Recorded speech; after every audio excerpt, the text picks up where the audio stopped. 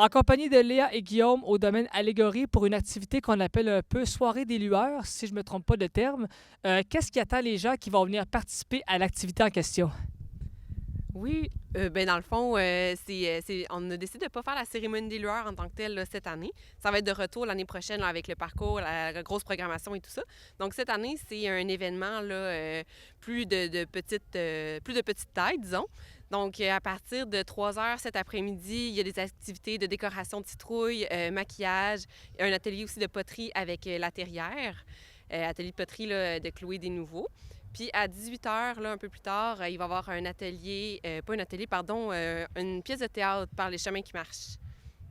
Ça va se poursuivre en soirée. Puis là, en soirée, à partir de 20 h, dans le fond, on a un DJ sur place. Fait que les gens sont invités à venir festoyer un peu plus avec nous là, dans la portion, la partie un peu plus festive de la soirée. Donc, c'est ça, il va y avoir un DJ sur place. Les gens peuvent arriver costumés. Là, ça va être vraiment là, une belle petite soirée qui nous attend. Oui. Qu'est-ce qui vous a amené justement un peu à revoir le processus de l'événement comme tel? Pourquoi est-ce que vous avez changé des choses notamment? Bien, en fait, cette année, on a décidé d'opter pour une version un peu plus réduite. C'est simplement là, pour se donner la chance de revenir avec un événement amélioré l'année prochaine. Donc, normalement, on avait tout le parcours, une programmation au niveau des arts du cirque musical. Là, cette année, on a décidé là, de réduire un peu parce qu'on est dans un processus de mise en place de nouveaux projets à la coopérative, entre autres tout le volet des unités de prêt à camper. Et on achemine l'électricité dans une autre portion qui va nous permettre finalement de faire un parcours encore plus amélioré l'année prochaine. Alors, est-ce qu'on peut dire qu'aujourd'hui, pour les jeunes, on a un peu l'occasion de vivre l'Halloween avant la date officielle finalement? Exactement, exactement. Un beau party qui nous attend, oui. Là, on a des citrouilles, on a également de la poterie. Ça, c'est les deux activités qui sont là. Vraiment, de la poterie, c'est une activité un petit peu hors du commun, mais on voit que quand même, l'achalandage est présent. Oui, exactement. C'est une méthode de faire aussi plus traditionnelle qui nous amène avec les mains dans la terre à ce retour-là. Ça nous permet aussi d'être plus créatifs. Puis ce soir-là aussi, avec la noirceur, on va faire une autre cuisson, donc dans un four raku qui amène là, les poteries à plus de 1000 degrés Celsius. Donc on va vraiment voir la poterie là, vraiment en lueur, là, toute rouge au jour sortir du feu. Ça va être vraiment spectaculaire. Là, vous, ça fait quelques années que vous êtes installé ici, Domaine Allégorie.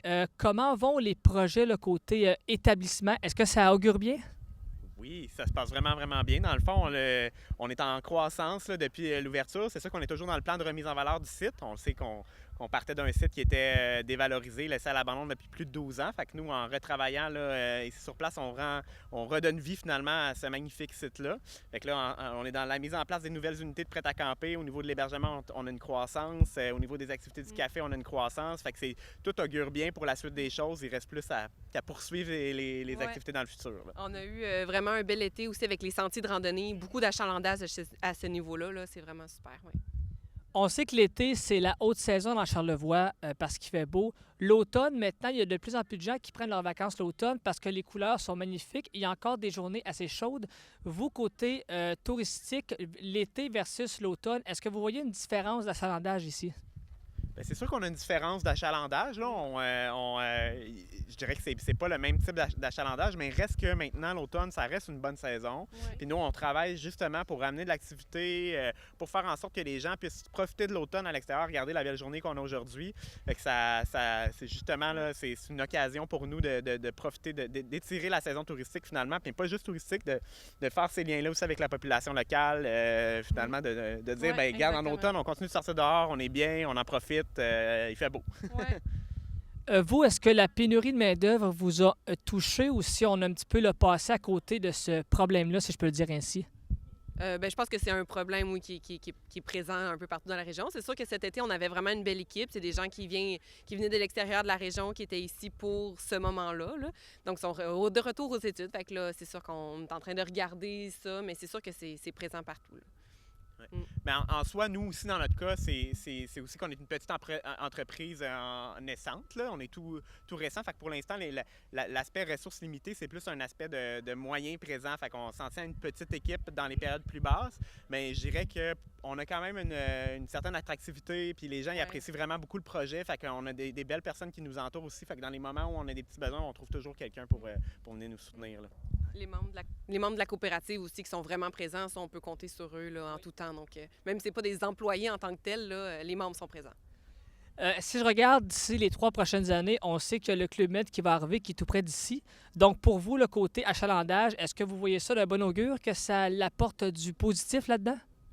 Ben oui, je pense que c'est sûr que l'arrivée de nouveaux projets à la base de la montagne, de redonner de l'attention au cœur du village, ça va amener des gens puis de l'eau au moulin là, justement pour contribuer à faire vivre ce magnifique village-là.